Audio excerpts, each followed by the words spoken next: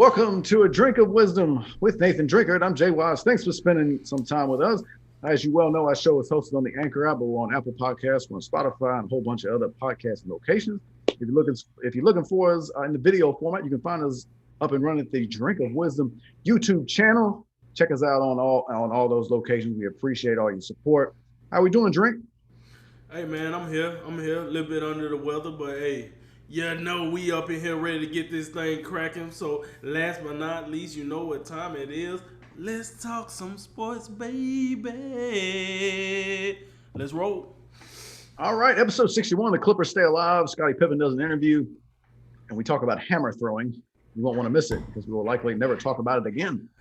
We're going to begin with the Eastern Conference Finals and the Milwaukee Bucks and Atlanta Hawks and the seesaw series that is. It's now 2 games apiece with the Hawks winning game 4 last night, 110-88. Giannis Antetokounmpo injured, hyperextended his left knee in the third quarter last night. Trae Young did not play the entire game, and the Hawks, after Giannis's injury, they had a 10-point lead at that point, and they were able to coast from there. They ended up winning by 22.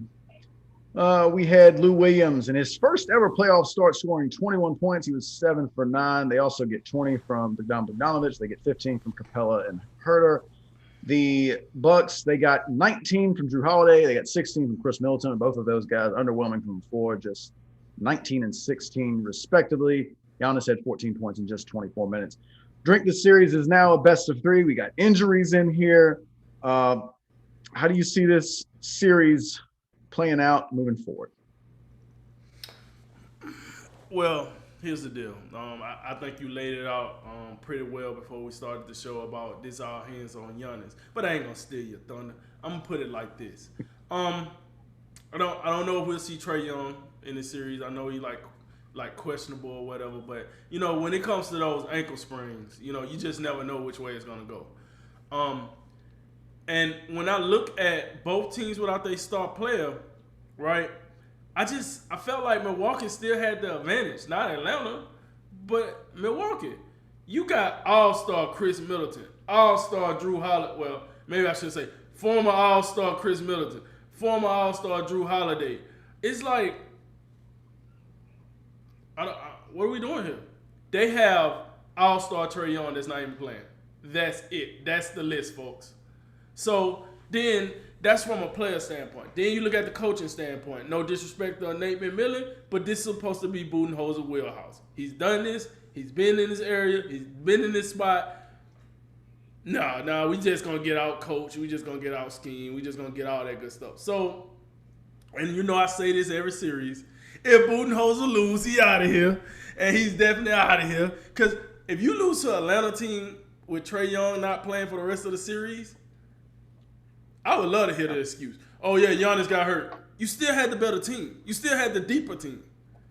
If I took away Trae Young and Giannis and I gave you the rest of the rosters for both teams, you're going to pick 2 to 3 bucks before you start picking Atlanta. I'm just saying.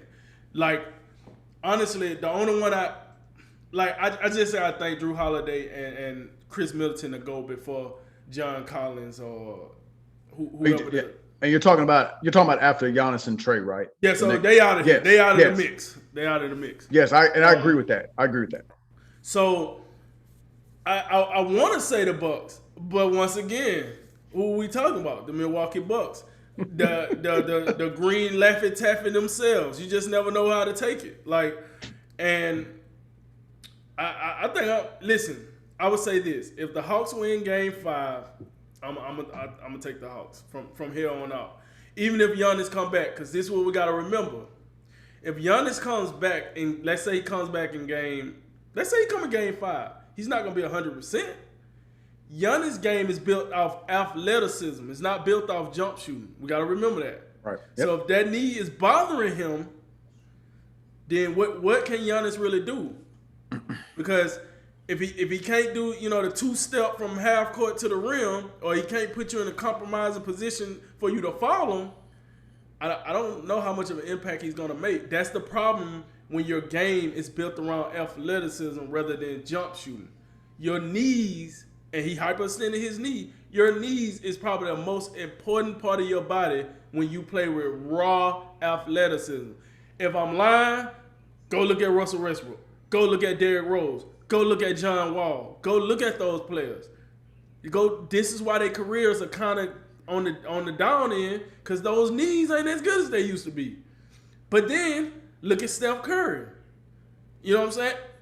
I feel like this dude been shooting threes for like the last 15 years, and he's still going. He like the oldest scoring champion since, like, I forgot who it was before him, but he's like the oldest scoring champ in a while. And I know it's a different injury, but also I think Kevin Durant can fall in there too. Look how effective he still is off the Achilles just because he's an elite shooter.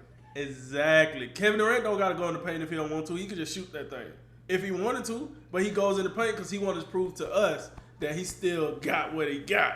And I ain't mad at that, but honestly, man, like, I don't know. I think if Giannis come back, he won't be effective, man. It's kind of like what we're seeing with Chris Paul out there with the Suns. It's not an injury related thing, but like if you come back at a dicey time, it's hard to get that mojo you had before you left.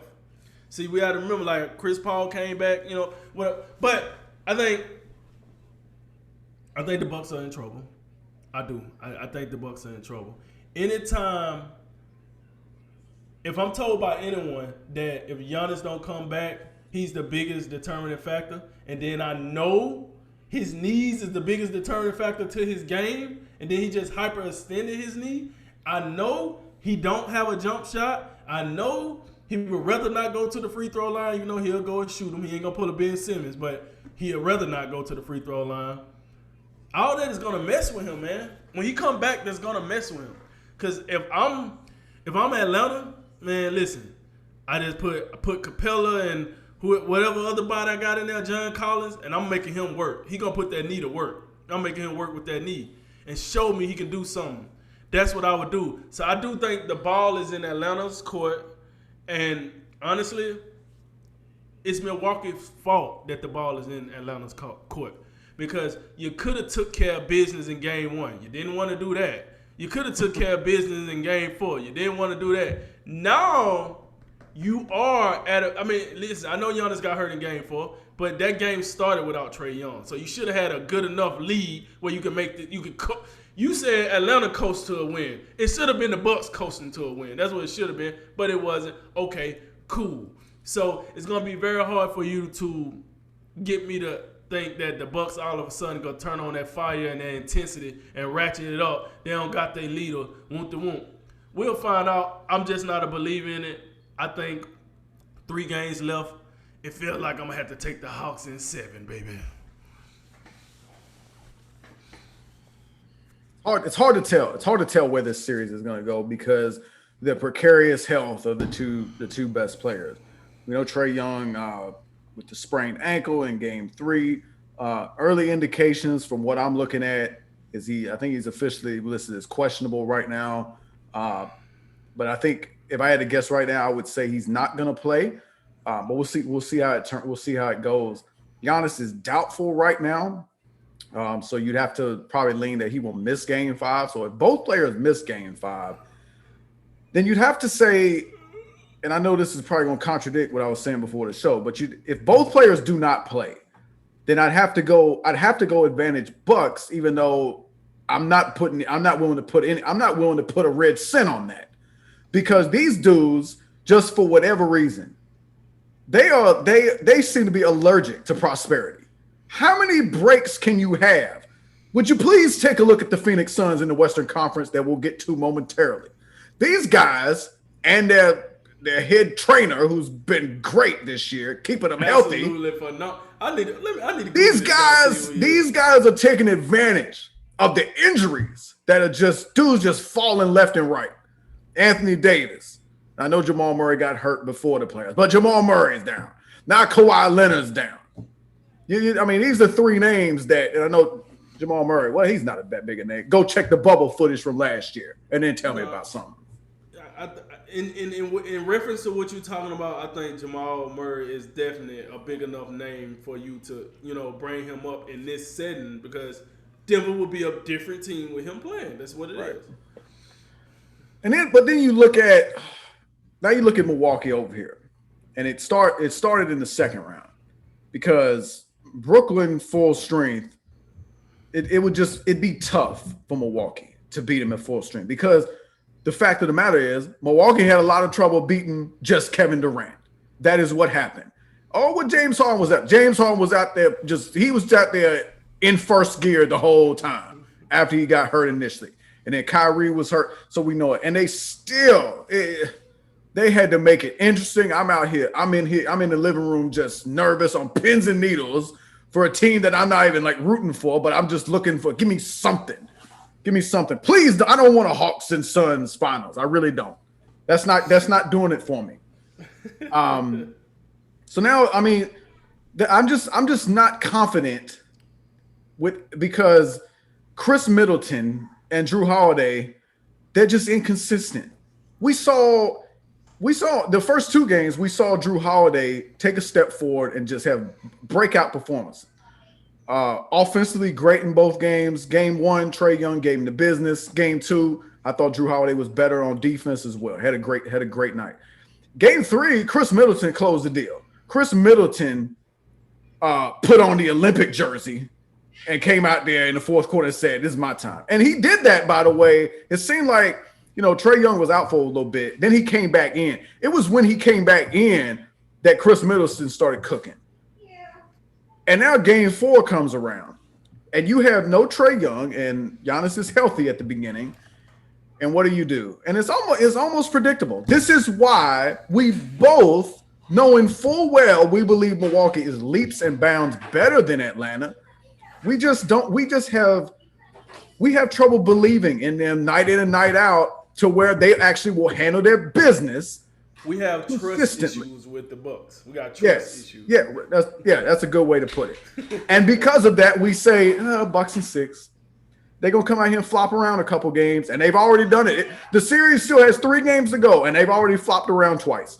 So we could be looking at 7, but I do think if I had to pick a player who is more important, I think Trae Young, like you say, when it comes down to like, you take Giannis number 1, Trae Young number 2, then your next 2, I'd say Middleton and Holiday as well. So you would think Trae Young is more important to the Hawks, but I think Giannis is more important to the Bucks, especially if you're looking at game 4. The Hawks came out there and they started fast. I wasn't even surprised. I figured Milwaukee would come in there just going through the motions. Oh, Trae Young not healthy. Oh, we can just coast through this one, guys. No, you can't. Those are real NBA players. I don't know if they know this, but Lou Williams been around a long time. He can still play. At least on one night, he can come in there and ball. His first ever playoff start had a great game. 21 points, 8 assists, 5 rebounds, 7 for 9 from the floor. And then the other thing the thing that makes it more embarrassing though, is not only, and you know it, like anytime like there's a big injury, not only does that change your starting lineup, it changes your depth. Now you're in here, you're letting Cam Reddish ball all over you. What is this? Cam Reddish and Chris Dunn? I thought he was done. We ain't seen him all year. What is this? So, and then you have Milwaukee didn't play any first half worth even talking about. They were so anemic and lethargic. The third quarter, it looked like they was kind of like getting it together, and they was about to go on a little run. And then Giannis goes down, and you will recall he went to the locker room. He came back to the sideline at one point. And then Milwaukee was getting beat so bad during that little stretch. He went back to the locker room. My Lord. It's frustrating because this is the best team left in the conference finals, respectively, both conferences, considering that Kawhi Leonard is not healthy. And now I'm just looking at this. If Giannis does not play, I think it's going to be tough.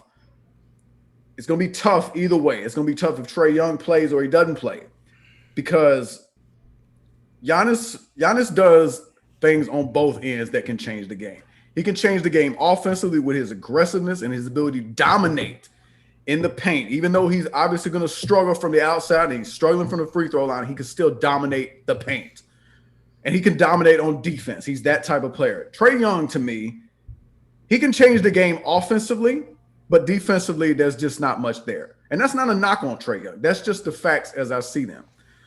And I look at Giannis, and then when you saw it in Game 4, when Giannis went out of the game, this team went lifeless. You know, sometimes think of and juxtapose it to the Clippers for a brief second.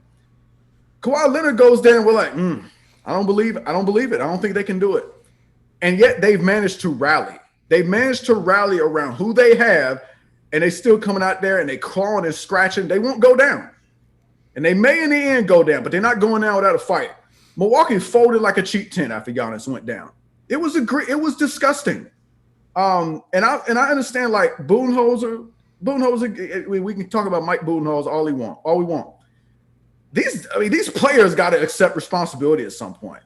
At some point, I'm not like Mike Budenholzer. He may very well be the fall guy, but I don't know. I don't know. I don't know what coach can like get the most out of these guys consistently.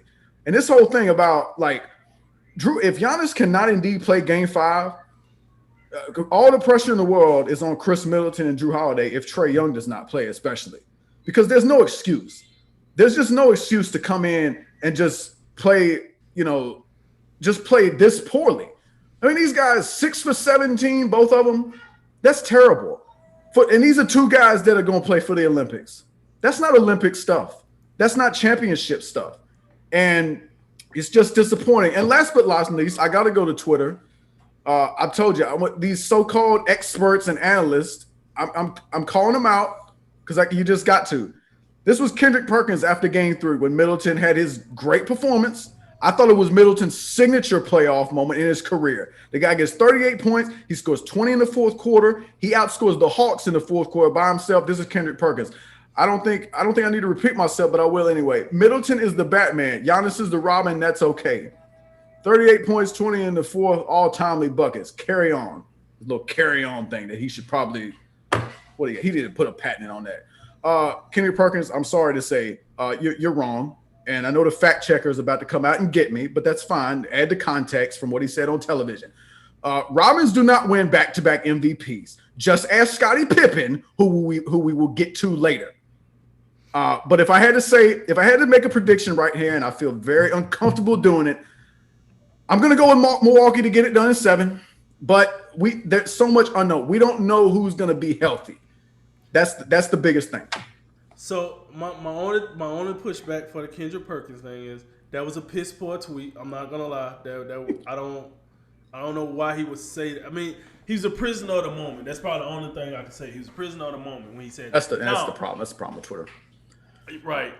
Now, my thing is, I heard him reference them before. Like he said in the tweet, I've said this again. I'm gonna say this again. Now, when I first heard him say it, what he said was, like that whole Batman and Robin. I don't even know where you get that from.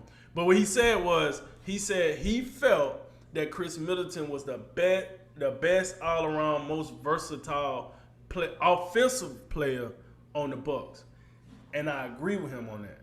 Because he said that, and then he said Giannis' offensive game is limited. And it is. Like, let's keep it real here. If you keep Giannis out the paint, he ain't much of a threat. I'm telling you that right now. I got it. Back-to-back MVPs, all that good stuff, I got it. But Giannis' offensive game is limited. So I do agree with Kendrick Perkins on the initial point.